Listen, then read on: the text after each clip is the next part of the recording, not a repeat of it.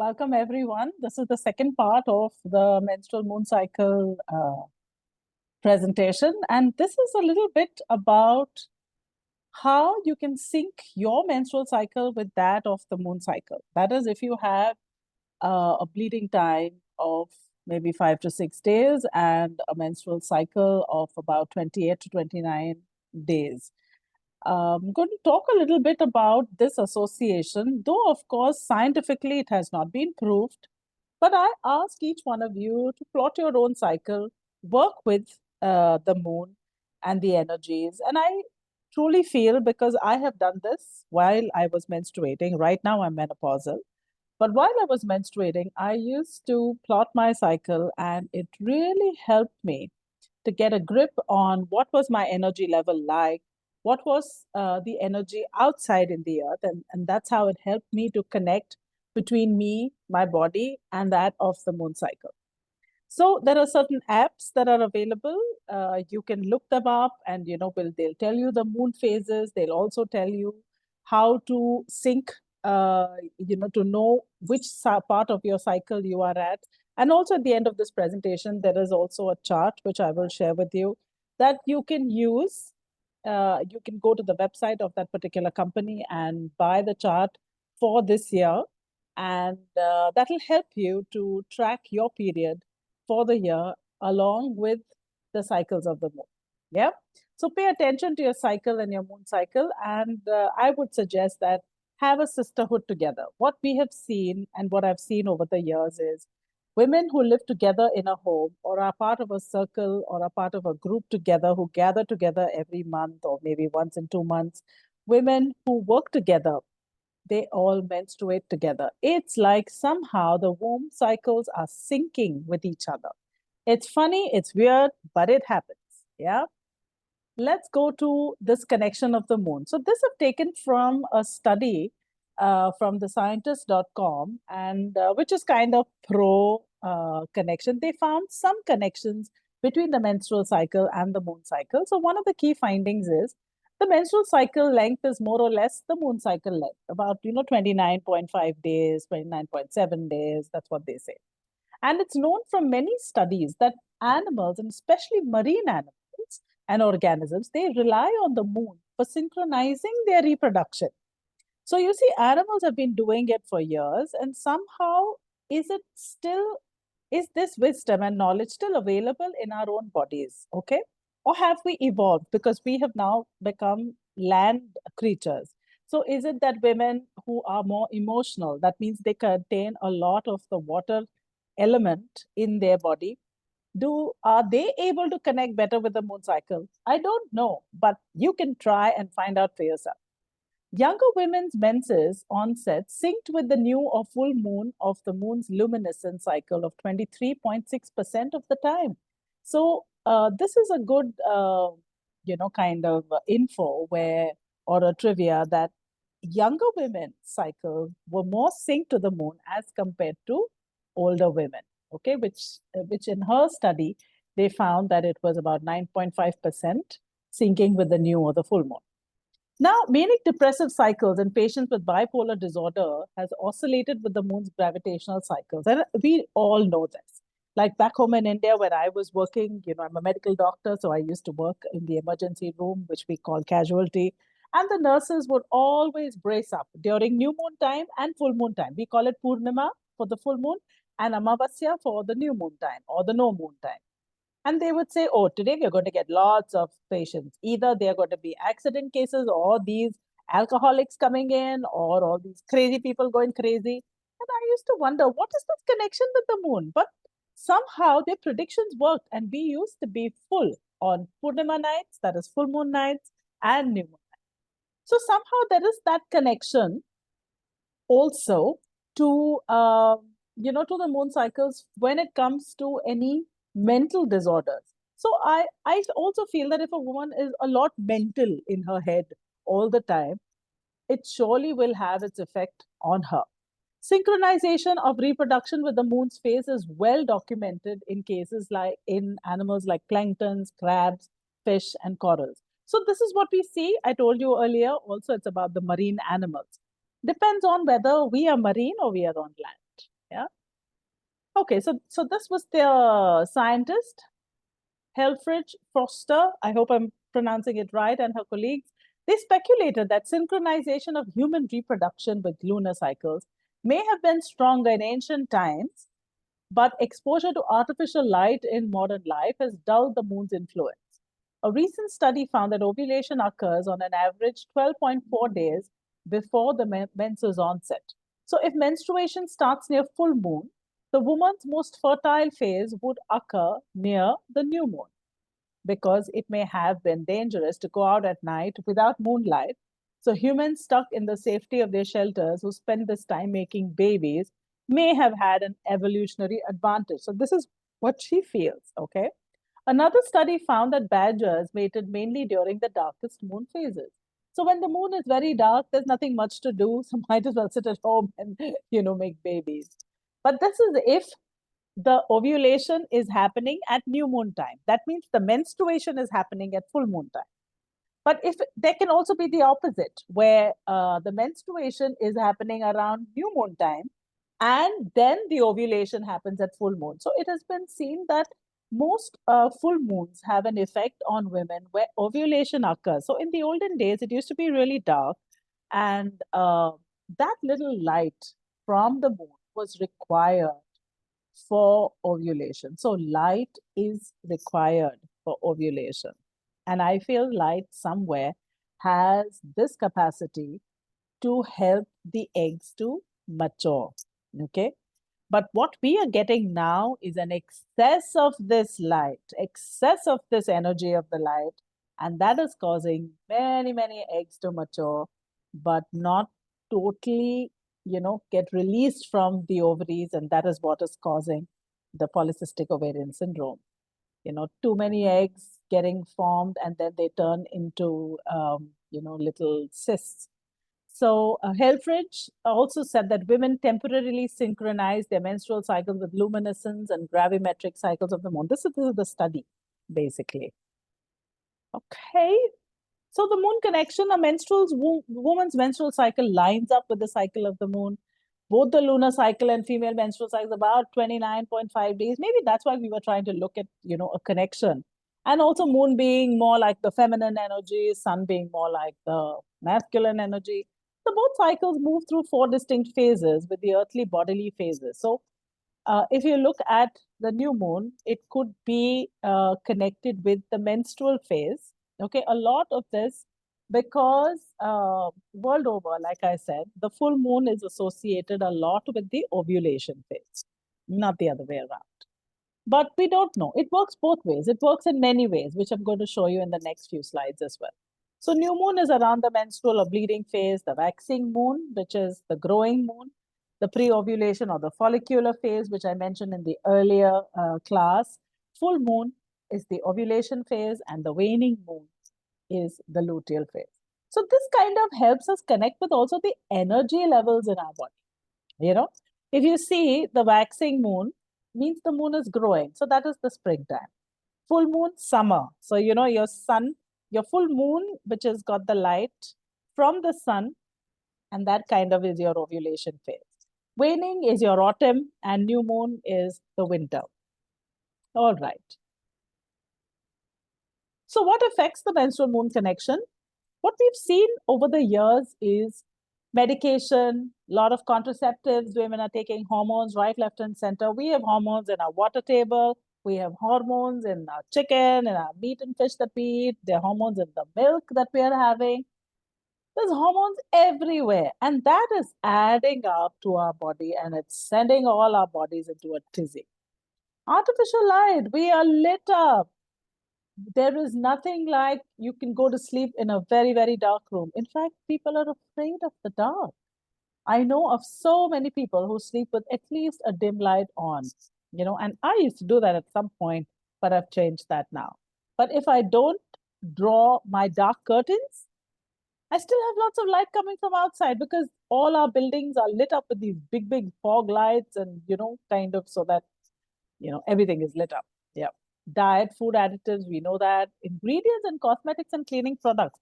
See, we are not even aware of what all goes. One day I was just sitting and reading one of the shampoo bottles. And God, man, there were like these 1,000 products, 1,000 chemicals that were written right at the back. And I'm like, am I putting all of this on my head? But what do I do? And that's why they tell you, take the size of, the size of a coin. Who takes the size of a coin? We just pour as much as it comes in your hand and then you're applying it all over your body. And imagine the amount that is absorbed from the skin. Because of these, many of the natural and sacred connections between moon and menstrual cycles have been distorted. And this is what is happening. So we can get back to our normal and natural cycles by coming back to nature. Coming back to nature, coming back to a natural way of living, sustainable living products. Yeah, one by one. I'm not saying stop everything on one day and, start the other day. It's tough, okay? But do it gently. So we have what is known as the white moon cycle and the red moon cycle. So white moon cycles are more common and rather, were kind of applauded, especially if a woman was uh, wanting to get pregnant and, all of that, because you're getting the light of the full moon during ovulation. So the white moon cycle is described when a woman with a 29-ish day cycle, she bleeds at the new moon and then ovulates at the full moon. And this white moon cycle holds the same cyclic resonance as the moon cycle. So when you are in your pre-ovulation or follicular phase, you're naturally yearning to grow. You're creating, you're expanding. So this is like totally syncing with the moon. As the moon is growing, so is your cycle and your hormones also growing. Okay. And expand your inner desires. It mirrors the waxing moon. So this is when you take risk, you put connections, and you put yourself out into the world. So if you're having a white moon cycle, like if you've plotted your cycle and you notice that you're getting your period somewhere around the new moon, then your energy is this, that you're really wanting to put yourself out there. Yeah. Then comes the red moon cycle. The red moon cycle is exactly the opposite. So this is when the woman, she bleeds at full moon and she ovulates at the new moon. Now, women with a red moon cycle reach the peak of their energetic and creative cycle when the moon is dark, not when the moon is lit.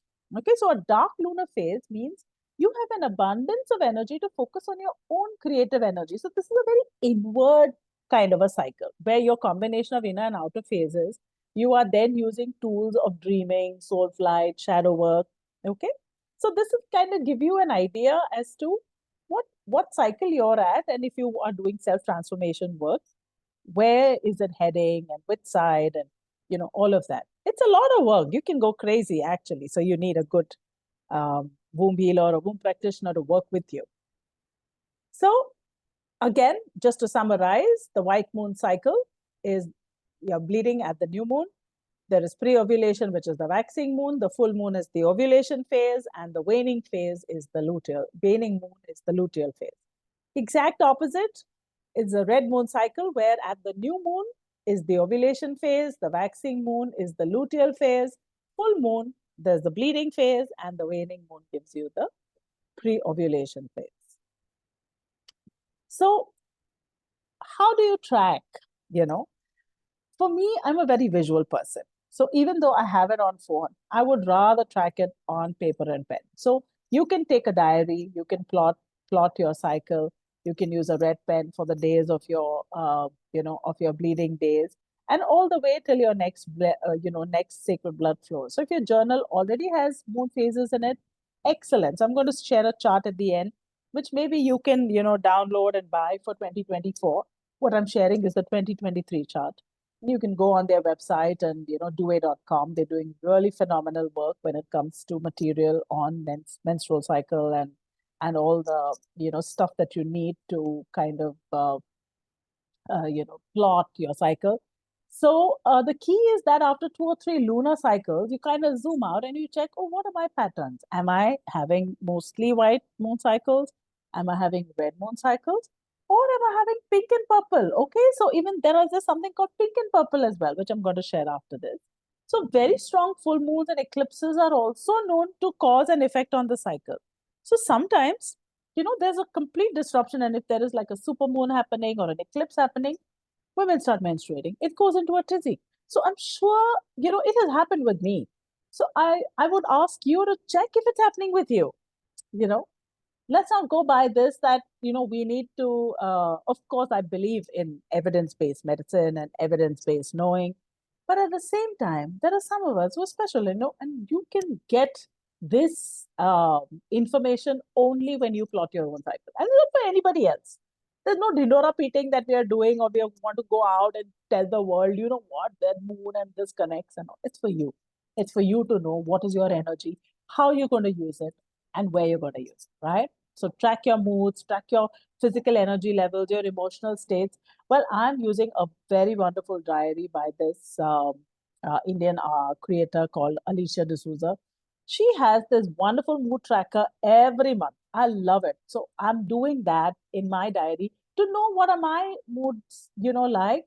And then end of the month, just sit and go through it and see, did they kind of match with what was happening in the outside world, or in the outside in nature? Was it, was it eclipse time? Was it equinox, solstice time?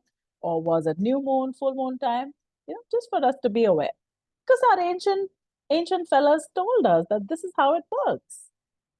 Now, you have a white moon cycle, a red moon cycle, we already spoke of, but there's something known as the pink moon cycle. What happens here is the bleeding is happening during the waxing moon, which is the moon that is growing. It's like, half and half, where the half part of the moon is lit up, and that is the growing kind of moon. So the idea is transformation and growth. You have something known as the purple moon cycle, which is the opposite, where you're bleeding at the waning moon. Okay. And this is where your life is getting more peaceful and more quieter. You're going into a more quieter zone. So the more you are in the waning moon, it is about getting quieter, calmer. If you are in the waxing moon or the growing moonlight, then it is all about growth, transformation. It's so symbolic and metaphorical.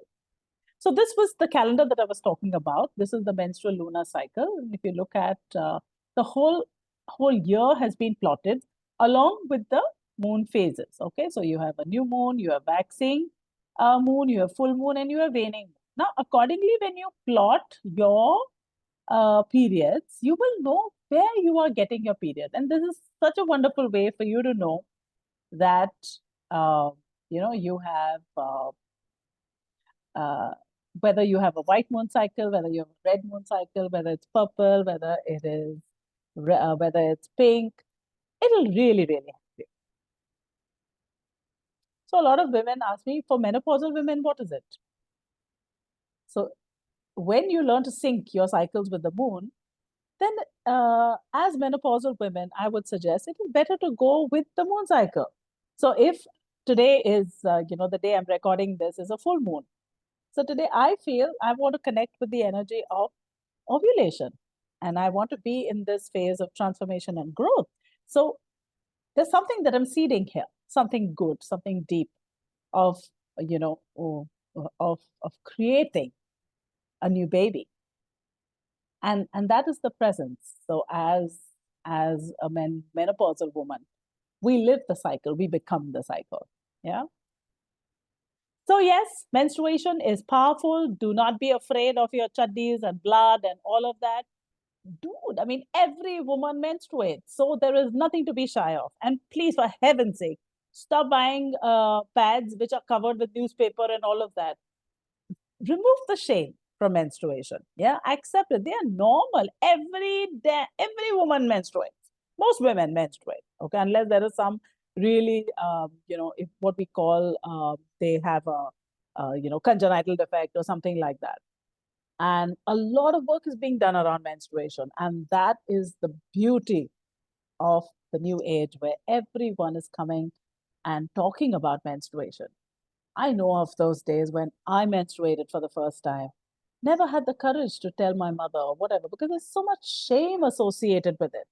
Shame associated with, and those days I never used pads. We used to use cloth. And then my mother would say, clean them nicely, do it this way, shouldn't smell, shouldn't be dried in the sun, should be hidden somewhere in one corner and you dry it. And I was like, it's a part of your body. Sacred blood. Oh my God. And this sacred blood, which would then turn into a placenta if if you ever get pregnant. What are we talking about? and how we have shamed and how we have put this very, very sacred event that is happening in our body every month. And we've created shame around it. Can you imagine? So love your body, ladies, really, really love it. And I urge the men, love your women when they are on their period. Take care of them. Some of them have really a lot of pain, a lot of cramps. Be present for them. Take care of their little needs, and I see this new age boys, new age young men doing it for their women. It brings so much of hope, so much of joy. It also makes me want to, I really feel like crying because it makes me emotional with the joy that mothers and fathers are raising these boys to be sensitive, empathetic, and compassionate, not only to themselves, but to their women as well. Yeah. So you can also connect it to the archetypes. Well, so your pre-ovulatory can be your maiden phase. Like when we said the spring, the mother phase is your ovulation, which is the summer phase. The waning, or what you call the premenstrual phase, could be your creatrix. She is going into her deep dark. She doesn't know. She's the enchantress. She knows how to navigate her dark, and she knows it well. And then comes your menstruation, which is your crone phase, where she's letting go of all that she doesn't need. And now she is in her space of love. So beautiful. Keep calm and have a happy period, my dear darlings. I hope you enjoyed today's session and you got to learn. You can always share in your comments, ask questions, and I'll be glad to answer. And if I don't have the answers, you can always Google. You can always look up other beautiful teachers who are doing such wonderful work with menstruation. Thank you. And I love you. My name is Dr. Evelet Sequeira.